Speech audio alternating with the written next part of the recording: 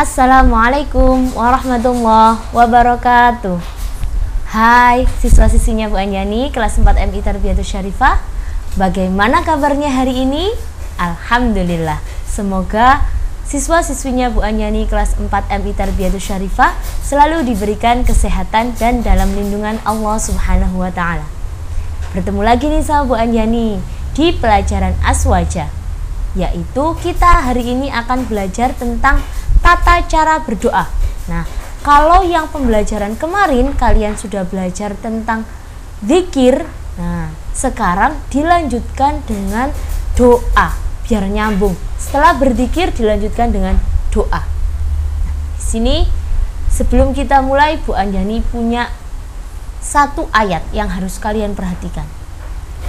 Diperhatikan di layarnya. Perhatikan ayat di bawah ini. A'udzu billahi minasyaitonir rajim. Bismillahirrahmanirrahim. Wa qalu rabbukum ud'uni astajib lakum.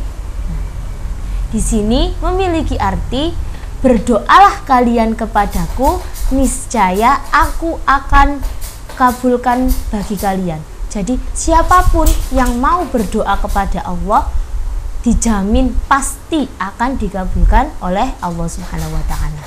Oke. Langsung saja masuk ke materinya. Yang pertama, Bu Anjani ingin kalian tahu dulu apa pengertian dari doa itu. Nah, doa secara bahasa memiliki arti seruan. Seruan kepada siapa? Seruan kepada Allah Subhanahu wa taala. Sedangkan secara istilah, doa memiliki arti suatu permohonan atau permintaan dan ucapan kepada Allah sebagai penguasa alam semesta. Jadi doa ini itu ucapan kita, seruan kita yang kita tujukan kepada Allah, permintaan kita kepada Allah, itu yang namanya doa. Permintaan apa, Bu?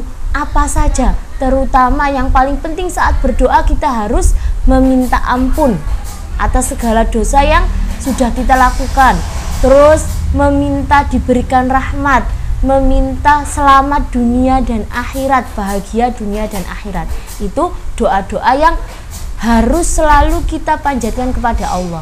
Satu lagi yang nggak boleh lupa, yaitu doa untuk mendoakan kedua orang tua kita, baik yang sudah meninggal ataupun yang masih hidup. Nah, di sini Bu Anjani punya beberapa tata cara yang harus kita lakukan. Tata caranya berdoa, adabnya berdoa. Itu apa saja? Yang pertama, diawali dengan memuji Allah dan Rasulullah SAW.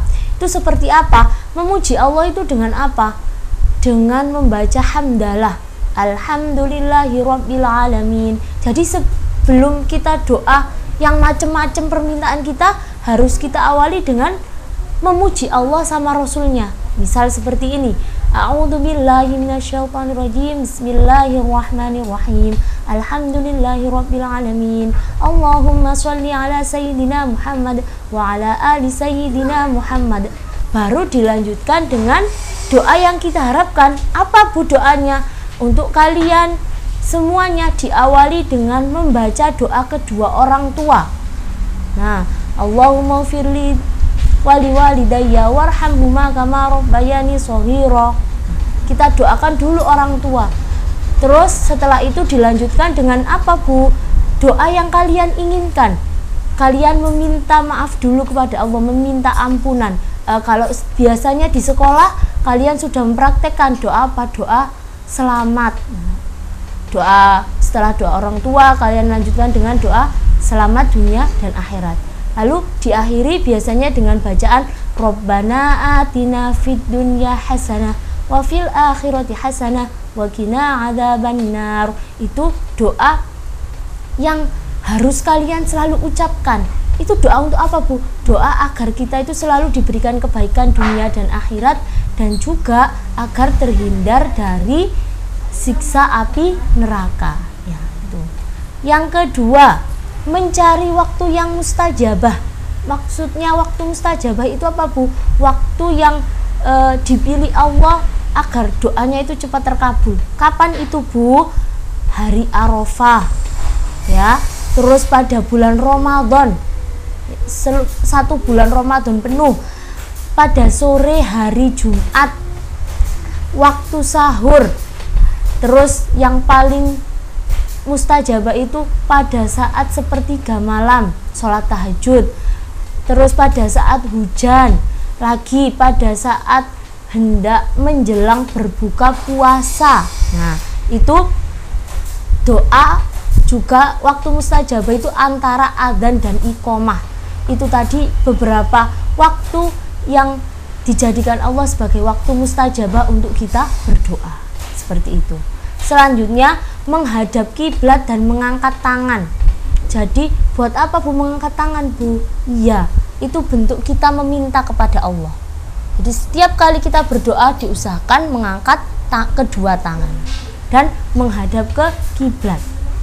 Dan juga berdoa harus dalam keadaan suci dari hadas. Selanjutnya yang nomor 4, dengan suara lirih dan tidak dikeraskan. Hendaknya kita berdoa itu tidak perlu berteriak, ya Allah saya mau. Nah, tidak perlu. Kita berdoanya itu dengan suara yang lirih, dengan suara yang halus, seperti itu. Selanjutnya khusyuk, merendahkan hati dan penuh harap. Jadi selain diangkat kedua tangannya, kita juga menundukkan kepala sebagai bukti bahwasannya kita itu memohon kepada Allah. Kita sebagai makhluk yang lemah memohon kepada Allah, permintaan kita ingin diampuni dosanya, ingin bahagia dunia akhirat, selamat dunia akhirat, atau kalian punya permintaan-permintaan yang lain. Dan yang terakhir, berkeyakinan untuk dikabulkan. Tadi di awal slide Bu Anjani sudah menunjukkan ayat bahwasanya manusia ketika berdoa itu pasti dikabulkan oleh Allah. Jadi tidak boleh kalau kita berdoa itu di hati kita ngomongnya dikabulkan nggak ya sama Allah. Nah, itu tidak diperbolehkan. Pada saat berdoa kita harus yakin, harus mantap bahwasanya doa kita akan dikabulkan oleh Allah Subhanahu wa taala. Nah, itu tadi. Dan yang terakhir di sini nggak ada. Kalau tadi diawali dengan memuji Allah dan Rasul, di akhir kita berdoa juga harus ditutup dengan memuji Allah dan Rasulnya. Setelah kita baca Rabbana atina fid dunya hasanah wa fil akhirati hasanah wa qina adzabannar, diakhiri dengan wa sallallahu ala sayyidina Muhammad walhamdulillahi rabbil alamin. Nah, ditutup, diawali, dibuka dan ditutup dengan memuji Allah beserta Rasulnya. Agar apa? Agar doanya itu tidak menggantung di langit, agar langsung sampai kepada Allah. Seperti itu. Selanjutnya, keutamaan dalam berdoa. Yang pertama, doa orang yang beriman itu pasti dikabulkan oleh Allah. Nah, di sini pasti dikabulkan itu ada 3 ketentuan. Yang pertama, langsung dikabulkan oleh Allah. Misalkan kalian berdoa langsung diijabah oleh Allah. Yang kedua, Bu, saya loh sudah berdoa berhari-hari terus-terusan tapi kok belum dikabulkan. Itu berarti menurut Allah itu tidak baik untuk kalian. Allah akan menggantinya dengan sesuatu yang lebih baik lagi. Seperti itu. Mungkin doa kalian itu, permintaan kalian membawa dampak yang buruk kepada hidup kalian. Maka dari itu sama Allah diganti dengan yang lebih baik. Nah, terus yang ketiga, bisa saja doa itu ditangguhkan untuk apa? Doa itu nanti diganti sama Allah di akhirat dengan pahala yang berlipat ganda. Seperti itu. Yang kedua, terhindar dari bahaya dan musibah. Maksudnya seperti apa, Bu? Nah, misalkan kita dalam keadaan di tengah-tengah bencana, kita berdoa sama Allah, ya Allah tolong selamatkan saya, keluarga saya dari bencana yang sedang menimpa ini. Nah, dengan itu dikabulkan langsung sama Allah. Itu kan juga keutamaannya, yaitu terhindar dari bahaya dan musibah. Yang ketiga, doa adalah jalan yang harus dilalui dengan mencapai sesuatu yang diharapkan. Misalkan kalian ingin menjadi anak pintar, selain belajar dengan sungguh-sungguh, harus juga diiringi dengan berdoa. Jadi tidak boleh hanya berdoa saja. atau hanya belajar saja, tapi dua-duanya harus seimbang. Belajar iya, berdoa juga iya, agar lebih sibuk. Dan yang terakhir, dengan doa kita dapat merasakan kehebatannya Allah, menunjukkan bahwa Allah itu hebat dan manusia itu lemah. Kita sebagai manusia mintanya hanya kepada Allah. Kita tidak bisa memenuhi segala keinginan kita kalau kita tidak meminta kepada Allah, seperti itu.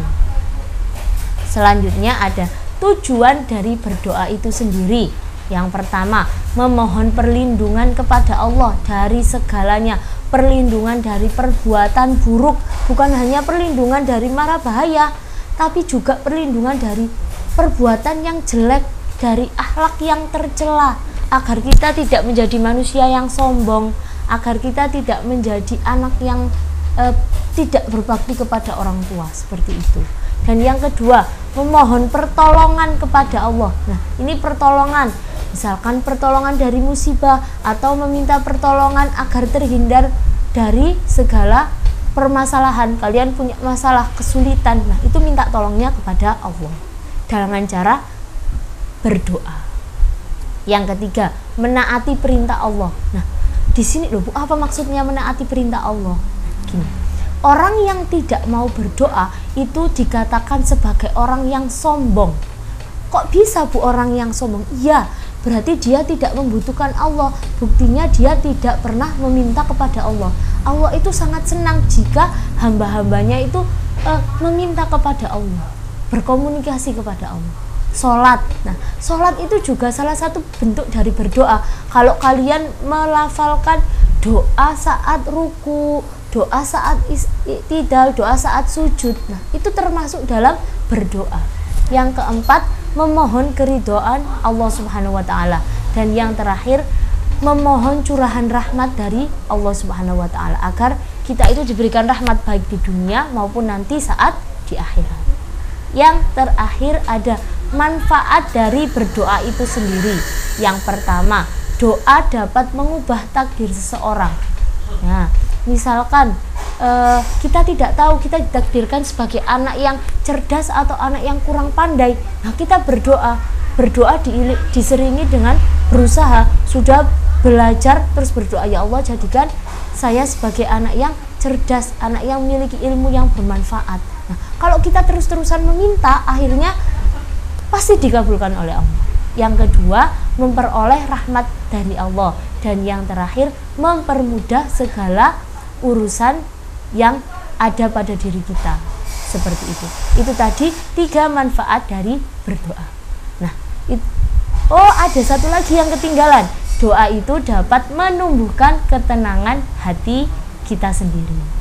Nah, itu tadi anak-anak penjelasan Bu Anjani tentang tata cara berdoa. Untuk tugasnya nanti akan dikirim melalui grup WA masing-masing. Sekian dari Bu Anjani, tetap semangat belajar di rumah, jaga kesehatan, jangan bosan untuk melihat video pembelajaran dari Bapak Ibu Guru. Jangan lupa sholat 5 waktunya diusahakan dengan berjamaah. Bu Anjani akhiri, wassalamualaikum warahmatullahi wabarakatuh.